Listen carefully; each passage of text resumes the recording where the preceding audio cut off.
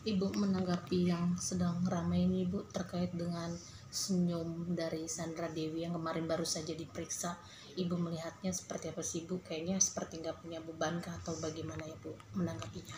Jadi kita lihat dari kebiasaan. Ada orang yang kebiasaannya cemberut, ada orang yang kebiasaan gembira. Lalu kita lihat lingkungannya. Dia berada di lingkungan apa?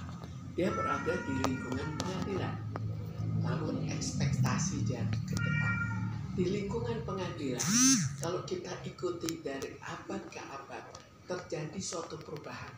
Kalau dulu orang begitu jadi dituduh jadi koruptor, dia sudah lihatnya ke bawah, lihatnya sedih, sebagian bisa menangis. Tapi kelihatan dari corak mukanya bahwa orang itu terlalu sedih. Nah, lalu bergeser belakangan, akhirnya orang tidak lagi sedih. Jadi orang ya tenang-tenang saja. Lalu kita lihat, kenapa tenang? Kita lihat apa ekspektasi orang dulu untuk waktu masuk di pengadilan dan apa yang sekarang. Kalau dulu orang, kalau dia masuk ke pengadilan, maka dia pikirkan, oh kalau dia dihukum, nanti betul-betul akan dihukum.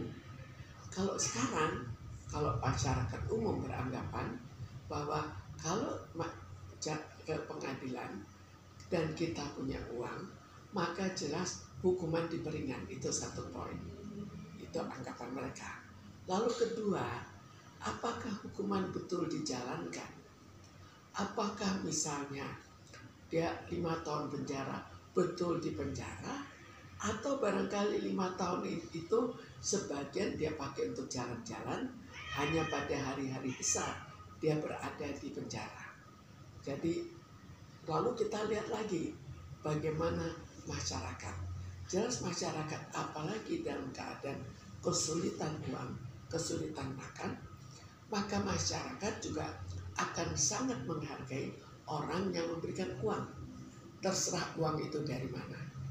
Jadi kita kembalikan bagaimana mereka nanti. Umumnya mereka tetap punya uang banyak. Kita lihat aja koruptor. Setelah itu tetap punya uang banyak.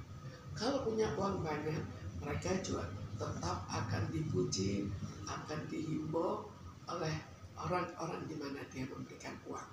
Jadi bagi dia, apa hukumannya? Ya ada, bukan tidak ada.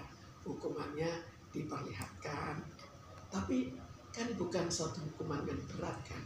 Apalagi sekarang itu, kalau dia dijelek-jelekan sebagai koruptor, itu orang sudah acuh. Ya, koruptor itu banyak banget, ya salah satunya.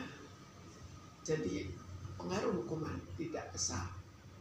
Bu, tapi dengan dia memberikan sending virtual love ke media di saat disapa Mbak Sandra Dewi seperti itu, dia malah tetap tenang gitu. Karena itu kita lihat, apa menutupi rasa cemasnya Bu? Kita lihat situasi sekarang, yang lain juga tenang. Jadi kita akan terbawa.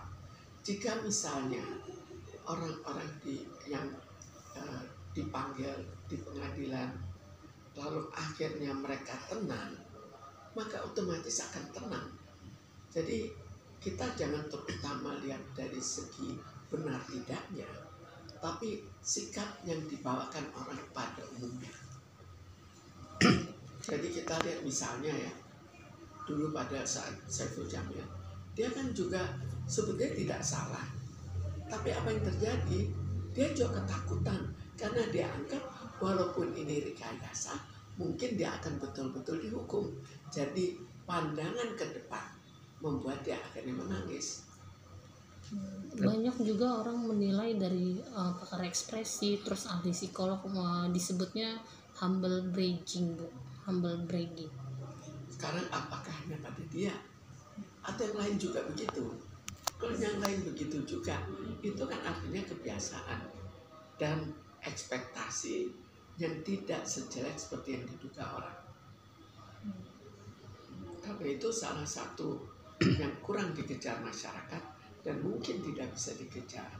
Kalau masyarakat meminta hukuman berat, tapi apakah ada artinya kalau dihukum berat tapi nanti remisi-remisi terus, kemudian itu pun hukumannya tidak dijalankan di penjara.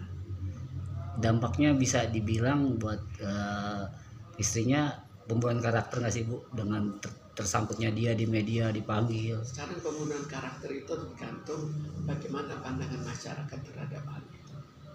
Kalau masyarakat apalagi sekeliling dia tetap memuji dia karena dia punya uang banyak, maka hukuman dalam hal pembunuhan karakter kan relatif kecil.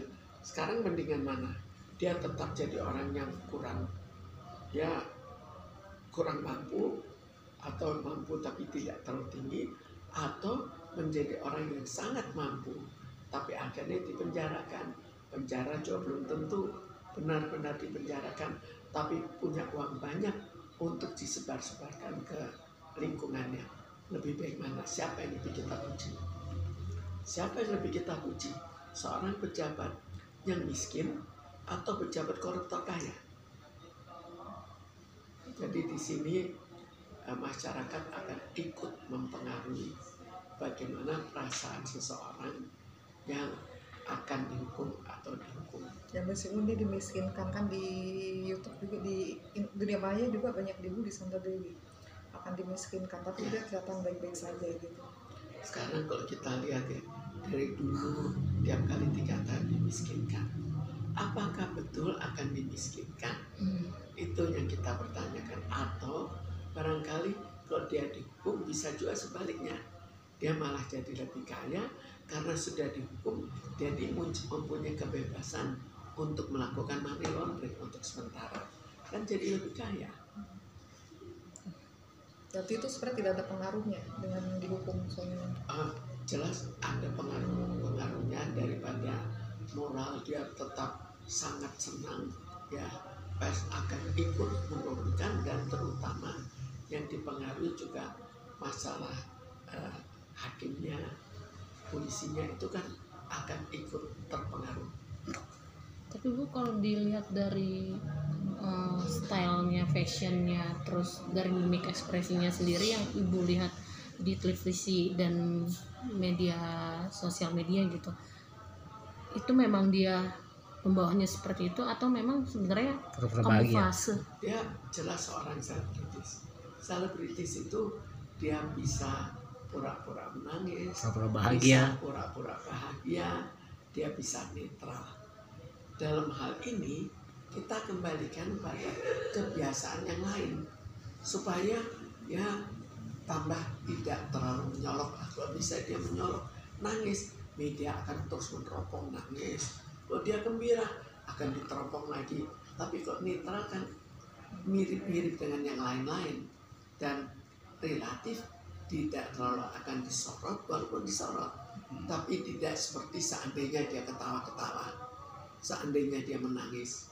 Berarti bisa dibilang permainan karakter dulu juga, Bang. Permainan karakter tetap tidak bisa kita abaikan.